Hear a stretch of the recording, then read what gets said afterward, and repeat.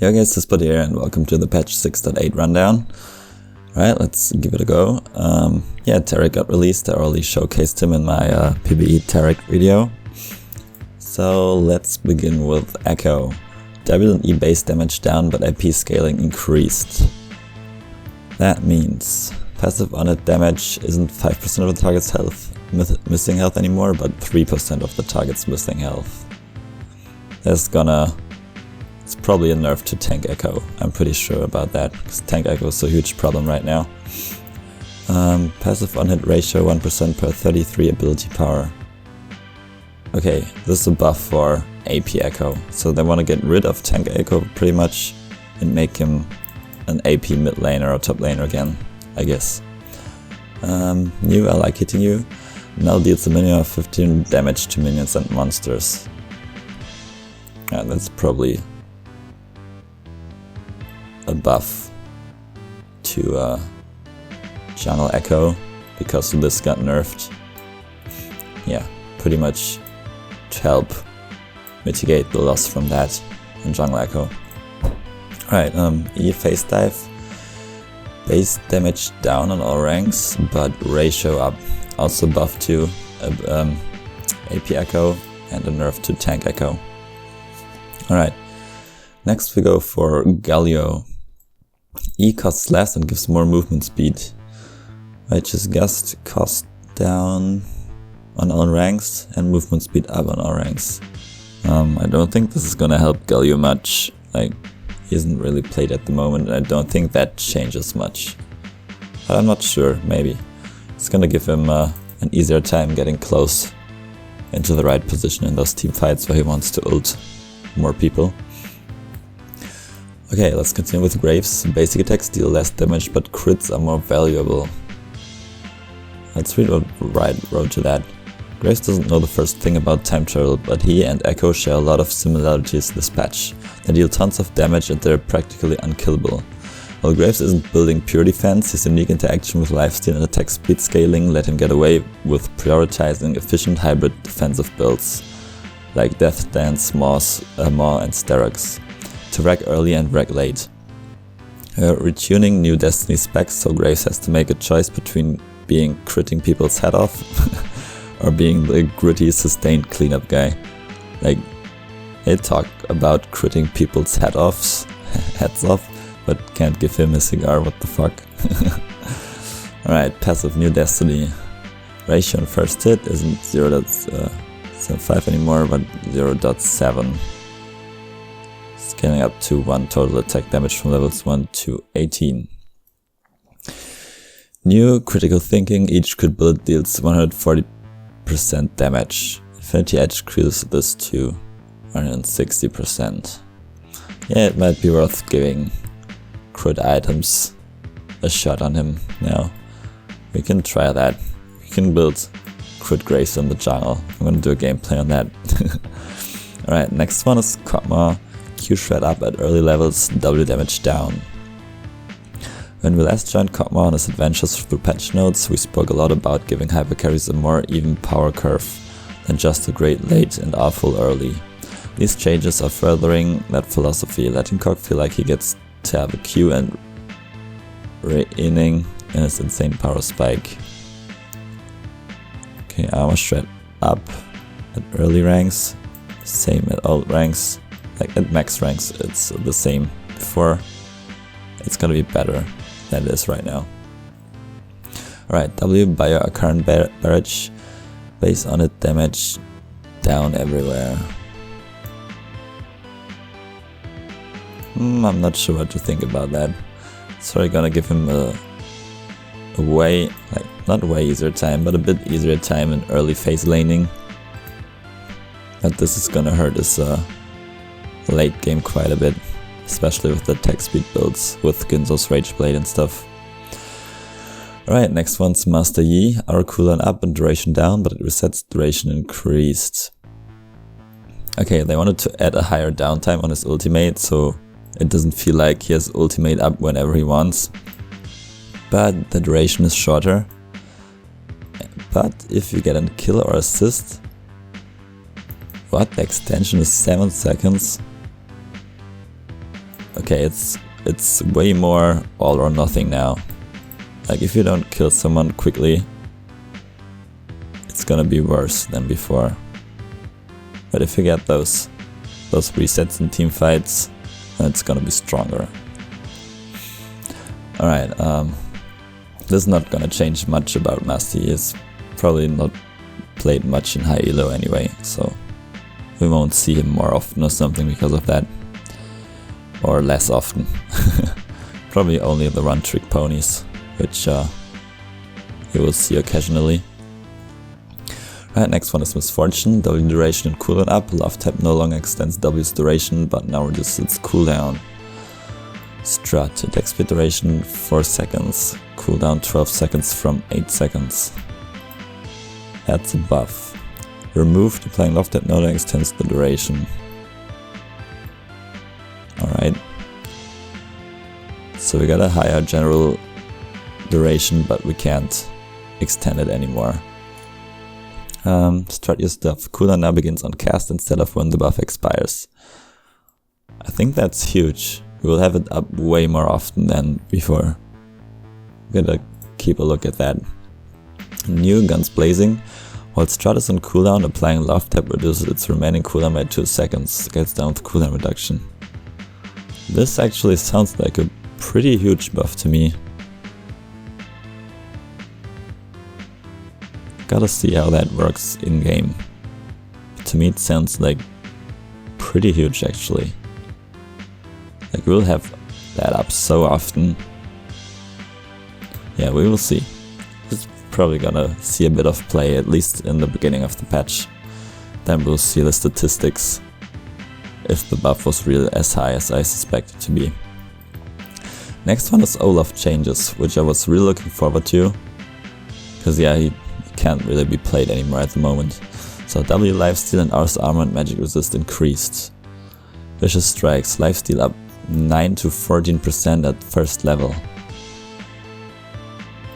It's gonna buff his early game a lot. It's nearly the same in the later levels, but early game it's gonna make a huge difference. Well, actually be worth picking in the jungle again due to that. So we'll easily go through the whole jungle with that kind of lifesteal. Yeah, R's passive armor and magic resistance up from 10 to 20, 20 to 30 and 30 to 40. That's also quite a lot. Like 43 MR and armor is a lot. I'm pretty sure it's gonna see some play. I'm pretty sure it's not gonna be a super low tier champion anymore. I think he will rank up quite a bit. Alright, the next thing is pretty damn interesting, because Rumble jungle wasn't bad before, like in patch 6.7, 6.6, 6.5. You've seen me play him in rank quite a bit, and he was pretty fast in clearing the jungle already. At least when he got like 1 or 2 items, it was like super quick. And now he has, yeah, Riot probably wants people to play him in the jungle more, so he has now a recommended item page for jungle. Interesting. Q Flame Spitter, damage to minions up from 50 to 100%. Like it does full damage to minions now. I wonder if it does the same to monsters. Like it doesn't say that, but it may be. I'm gonna test it in game in a few minutes. Alright, ultimate cooldown lowered 10 seconds on every rank. That's quite a bit. Gonna have that up way more often in the long run, especially with some cooldown reduction. Really gotta try him. That should work really well. Especially if that also works for jungle minions, so that would be super OP. It's gonna be such a fast farmer with that. Right, there we go. The splash updates. Look through those. That one looks pretty good. Evelyn looks super awesome, but they definitely gotta change her in-game model accordingly. Like that looks so awesome, and the in-game model looks like it's from, I don't know, from the year 2000 or something. Fiddlesticks also looks pretty cool. Cannon is okay. Dangerous Morgana is also cool. Rammus is okay. Right, looks pretty cool. Warwick looks way better. Looks way more badass. I don't like that Xinjiao splash. Right, gold splash unification. Not really interesting, to me at least.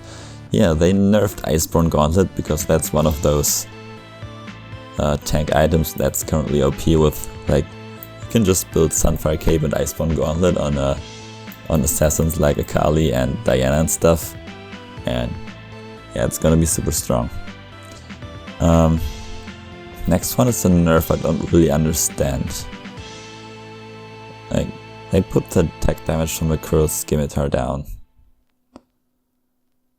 Okay, didn't even know that it was like really gold efficient.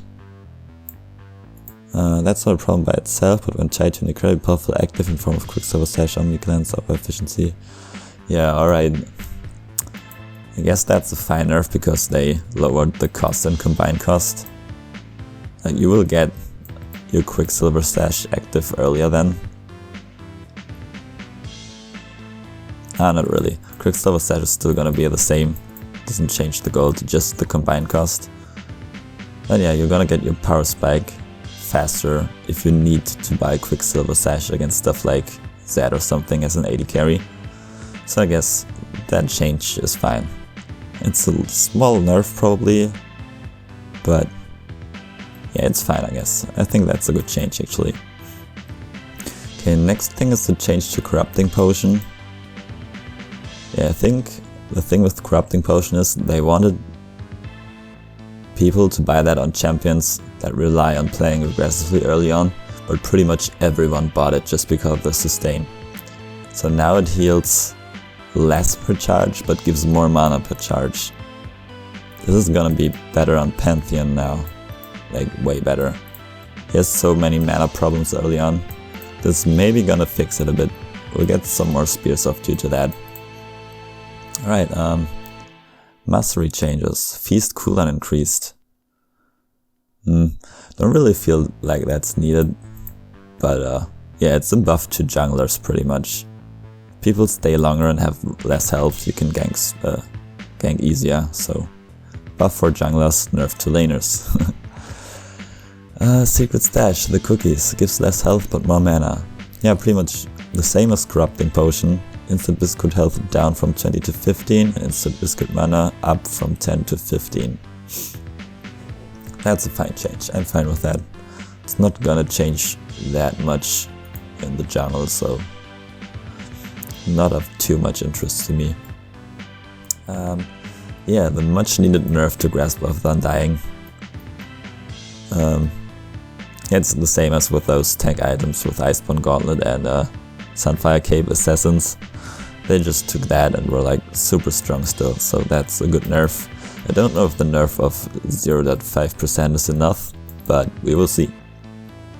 Spell shields. It's well known that spell shields can block multiple abilities that hit at the exact same time. Basically, spell shields protect you for a tiny window of time. Regardless of what hits you at that moment. This window is very slightly inconsistent depending on server refresh rates. Combined with the fact that certain spells in our game, like Corki's Armside Badge, are broken into multiple sections code side. This means that on rare occasions, some part of these multi-hit abilities falls on the wrong side of the refresh and goes through the spell shields. We've refactored the window to be consistent, so this shouldn't happen anymore.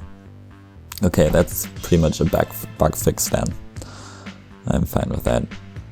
Store visual refresh, not really of much interest to gameplay. New champion select, yeah, that's a bug fix too. In-game settings, quick cast is now default. I like that change, quick cast is way better than the normal cask. Range indicators are now enabled by default. Yeah, and we got lots of bug fixes. Sinrag and Sunfire Cape Auras does not stack. Oh, that's a good change. That was too strong. That bug fixed. I don't really huge bug fixes. Like, they're needed of course, but there was nothing that was like super game breaking. And yeah, we got Infernal Diana released. I don't know if they changed a bit from when I last did my video, but I would like her to have more burning effects on her. We will see. Alright, that's it for the patch 6.8 rundown. I hope it was interesting for you, and if you want more of these, just like the video or comment in the comment section, and see you in one of my next videos. Bye bye.